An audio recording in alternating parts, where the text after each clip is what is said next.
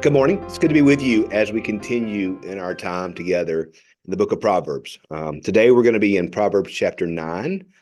It's been good to journey together through them. I've heard from several of you who really enjoyed Proverbs. I enjoy Proverbs. It's just good practical advice. Today's chapter 9, is broken into really three sections that are, we'll kind of overlook at each one of them, an overview, each with a little bit different intention. Chapter 9, verses 1 through 6, lay out this notion of wisdom preparing a feast. So wisdom has built her house. This is verse 1. Wisdom has built her house.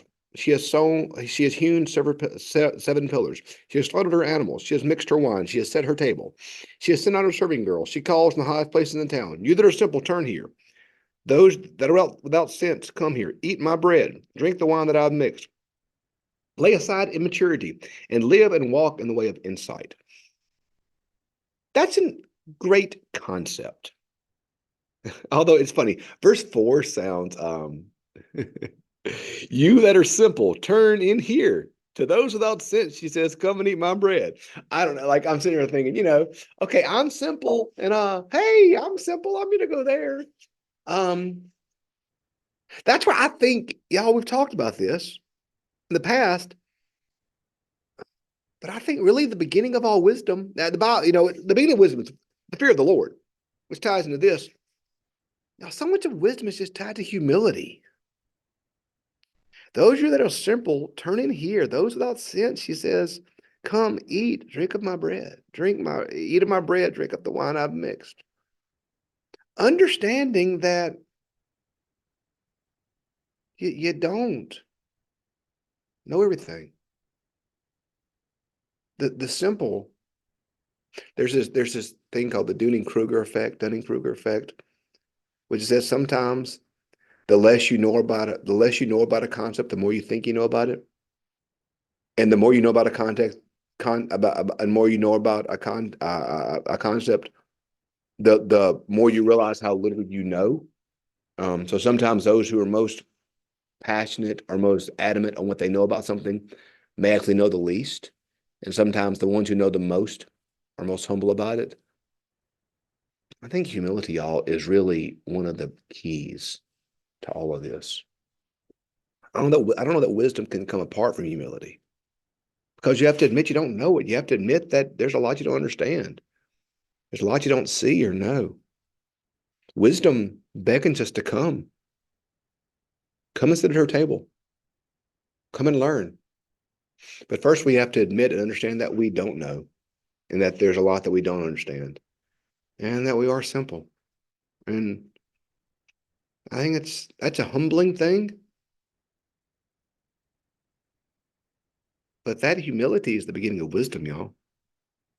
The wisest folk I know are not the ones who pound their chest about all they know, but the wisest folks I know are the ones who know how little they know.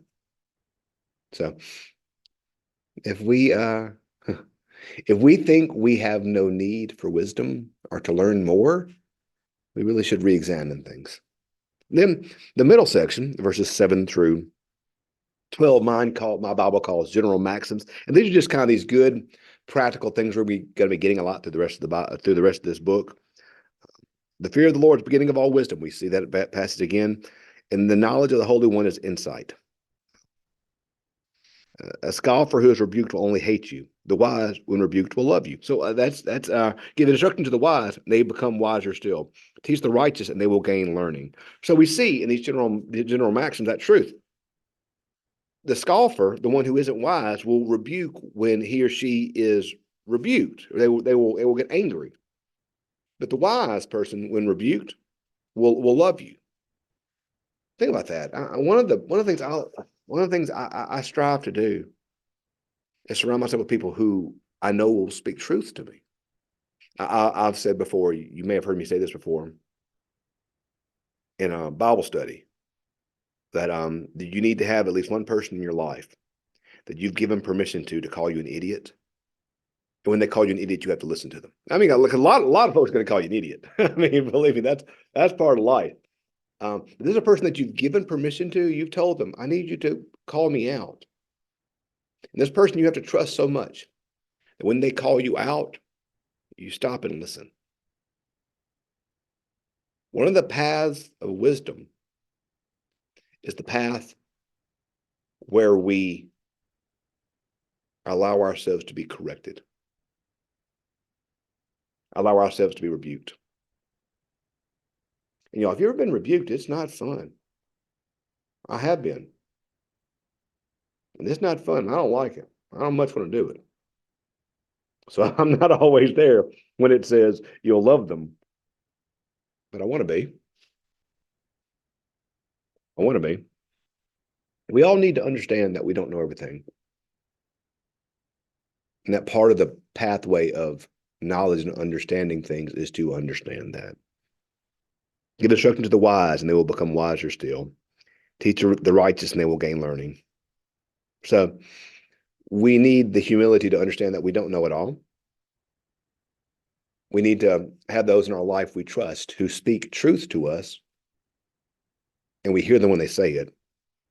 And then the chapter ends with 13 through 18, which is my section calls Folly's Invitation and Promise. 13, the foolish woman is loud. She's ignorant and knows nothing. She sits at the door of her house on a seat at the high place of town, calling those who pass by, who are going straight on their way. You who are simple, turn in here. And those without sense, she says, stolen water is sweet. The bread eaten in secret is pleasant. They do not know that the dead are there, and that her guests are in the depths of Sheol. So we see a comparison here of these last two sections. Both things are calling out to the simple. Wisdom calls out to the simple, turn here, come to a true feast, come, have wine, have bread. Folly calls in and says, hey, this bread that's eaten in secret is pleasant. Stolen water is sweet. So one is calling us wisdom to a feast of knowledge and of learning and of depth and of life. And one is calling us to something, stolen water is sweet, that looks sweet, it looks promising, it looks tempting, but it will destroy us. I always think of something, y'all.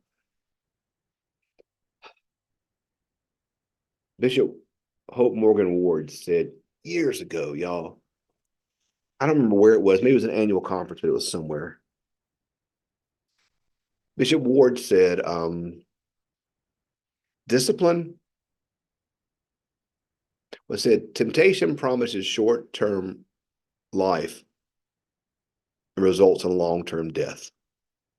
Discipline promises short-term pain and results in long-term life. And that stuck with me through the years. Folly or temptation promises short-term pleasures, short-term joy, short-term life. Hey, come drink this stolen water that's so sweet. Come and eat this bread in secret.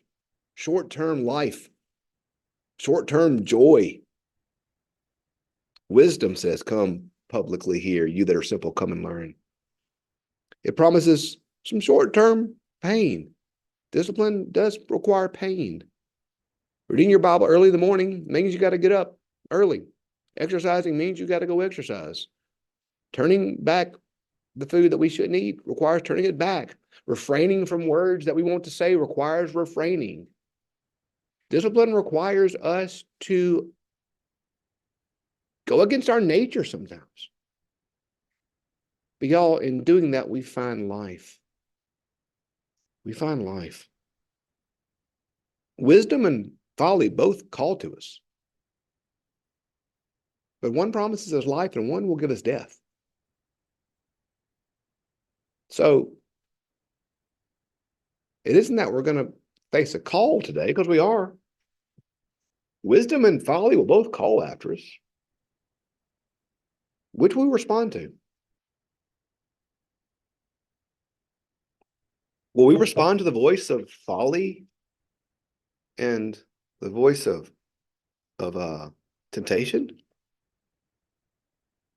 Or will we respond to the voice of wisdom, the voice of discipline? One promises life and gives death. One promises some pain, some discipline, but gives life. Today, which will we choose?